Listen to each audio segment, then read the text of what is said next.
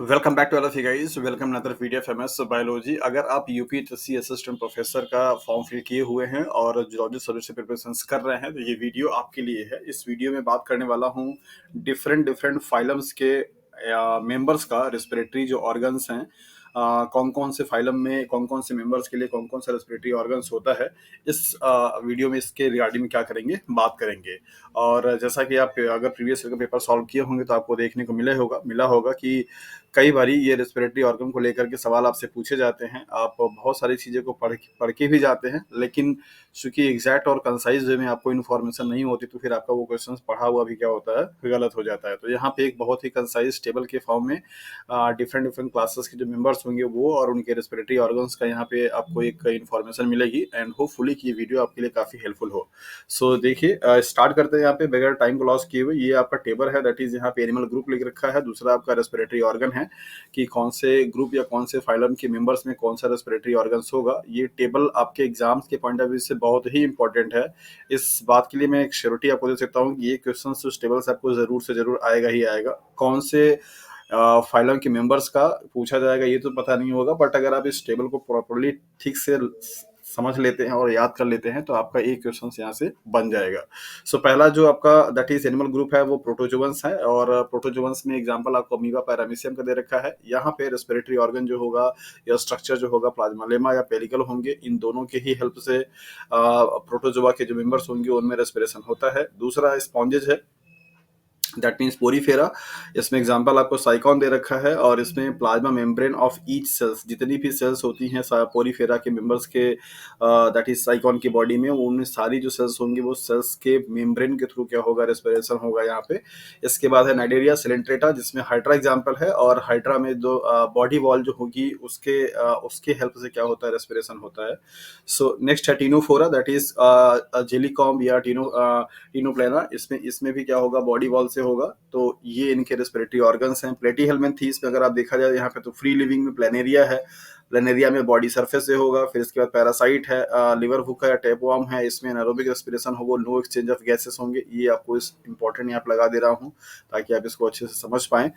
इसके बाद है निमलथीस में फ्री लिविंग है, दैट इज वेराबिलिटीज है। इसमें बॉडी सरफेस से होगा। फिर इसके बाद पैरासिटिक अगर देखा जाए, स्कैरिस जिसका एग्जांपल है, एनारोबिक रेस्पिरेशन होगा, नो एक्सचेंज ऑफ गैसेस होंगे। इसको भी मैं आपको स्टार मार्क लगा देता हूँ।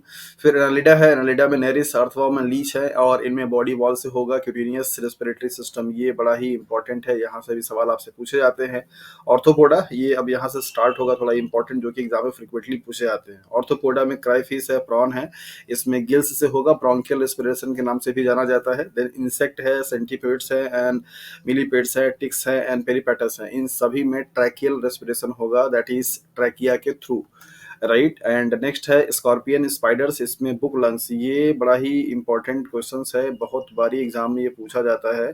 स्कॉर्पियन में या स्पाइडर में कौन से रेस्पिरेटरी ऑर्गन से रेस्पिरेशन होता है। बुक लंग्स का एग्जाम्पल आपको मेरे ख्याल से प्रीवियस ईयर का या प्रीवियस एडवर्टीजमेंट जो यूपीएससी का है वहाँ पे भी ये सवाल पूछा गया है।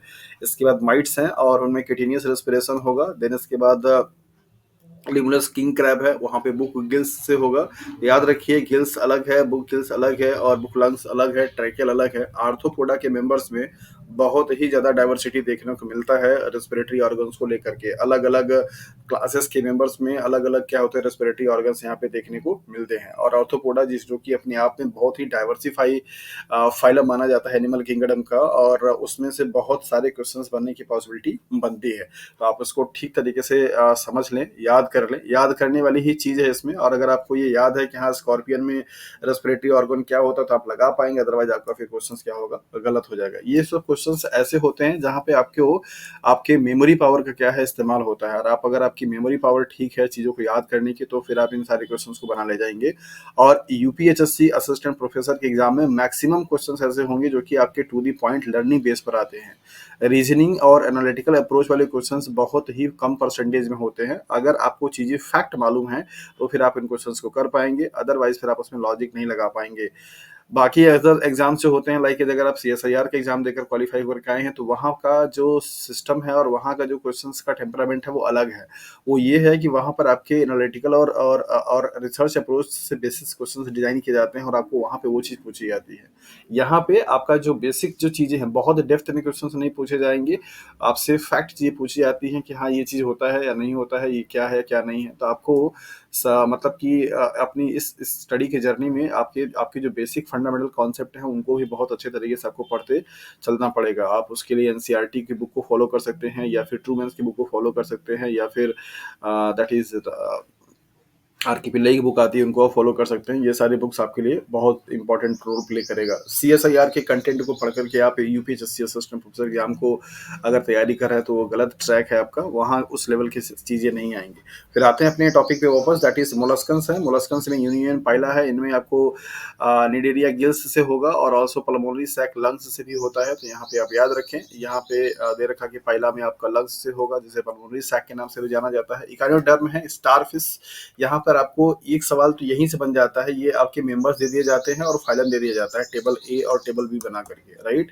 और टेबल ए में आपको सपोज फाइलम का नाम दिया, टेबल बी में आपको मेंबर्स का नाम दिया, सही करेक्टली मैच कराने के लिए भी दे देता है। तो ये टेबल आपको सिर्फ रेस्पिरेटरी ऑर्गन का ही नहीं, बल्कि आपको इस क्वेश्चन के लिए भी इंफॉर्मेशन दे रहा है कि इसमें कौन सा मेंबर है, कौन सा फाइलम है। मोलस्कन्स में यूनियन फाइला होगा, इकानोडर्म में स्टारफिश हो गया। इस तरीके से आपके फाइलम और उनके जो बहुत ही हाईलाइटेड किए गए मेंबर्स होते हैं, उनका भी एग्जांपल यहाँ पे आपको दे रखा है। तो आप इसी टेबल से एक टेबल और भी प्रिपेयर कर सकते हैं, phylum and their representative members या their representative animals, right. So next है आपका दैट इज इकाइनोडर्म, और इकाइनोडर्म में एग्जांपल है स्टारफिश है। इसमें डर्मल ब्रांकियल या ट्यूब फिट के थ्रू क्या होगा, रेस्पिरेशन होगा। ये भी अपने आप पे कई बार सवाल पूछा गया है, तो ये इंपॉर्टेंट क्वेश्चन है। इसके बाद है हेमिकॉर्डेटा में एग्जाम्पल आपको यहाँ पे दे रखा है, जिसके जैसे फेरेंजियल वॉल से होगा हेमी कार्डेटा में। कार्डेटा में अगर आप आएंगे तो euro chordata, cephalo chordata, vertebrata. Euro chordata में हडमानिया है, ये बड़ा ही इंपॉर्टेंट है, पीजीटी के सिलेबस में भी आपसे सवाल पूछे जाते हैं। हडमानिया में फेरेंजियल वॉल से होगा रेस्पिरेटरी। सिफेलो कार्डेटा में ब्रांकियोस्टोमेटा है, इसमें भी फेरेंजियल वॉल से होगा। फिर इसके वर्टिब्रेटा में अगर आप आएंगे क्लासेस में, साइक्लोस्टोमेट्स में फीसेस एंड टेडपोल्स हैं, इसमें गिल्स से होता है। एम्फीबियंस में फ्रॉग है, इसमें स्किन से और बकोफेरेंजियल कैविटी से या लंग्स से, इन तीनों तरीके से हो सकता है। देन इसके बाद रेप्टाइल्स, बर्ड्स एंड मैमल्स, इन सभी में लंग्स से रेस्पिरेशन होगा। सो ये था वो टेबल एक कंसाइज वे में, जो कि आपको अलग अलग फाइलम से, मतलब from the protozoa to the chordata, यहाँ तक के सारे फाइलम के मेंबर्स और उन मेंबर्स में यूज किए जाने वाले या यूज होने वाले रेस्पिरेटरी स्ट्रक्चर्स या ऑर्गन्स के बारे में आपको यहाँ पे बताया गया। और ये टेबल और ये इन्फॉर्मेशन आपके इस असिस्टेंट प्रोफेसर एग्जाम के लिए बहुत ही क्रूशियल और इम्पोर्टेंट है। आप इस टेबल को अच्छे से याद रखिए, स्क्रीनशॉट ले लीजिए और इसके बाद उसको लिख लिख करके आप प्रैक्टिस कीजिए। साथ साथ अगर आप अपनी प्रिपरेशंस को और भी प्रॉपर शेप देना चाहते हैं और हमसे जुड़ना चाहते हैं, तो रिवीजन बैच अभी स्टार्ट हो रहा है। आज उसका पहला क्लास होगा। कल इंट्रोडक्शंस क्लास हुआ था, उसके लिए रजिस्ट्रेशन ओपन है। आप चाहें तो हमसे जुड़ सकते हैं और जुड़ना बहुत ही आसान है। इस वीडियो के भी लिंक में आपको उस रजिस्ट्रेशन फॉर्म का लिंक मिल जाएगा, आप रजिस्टर कीजिए। और इसके बाद लाइव क्लासेस जो होंगी वो 9:30 बजे रात से स्टार्ट होंगी, आज से ही स्टार्ट है और ये चलेगा तब तक। आपके एग्जाम्स की जो डेट अलॉटेड है दैट इज 16 एंड 17 अप्रैल, आपका क्लास ये चलेगा 10 अप्रैल तक।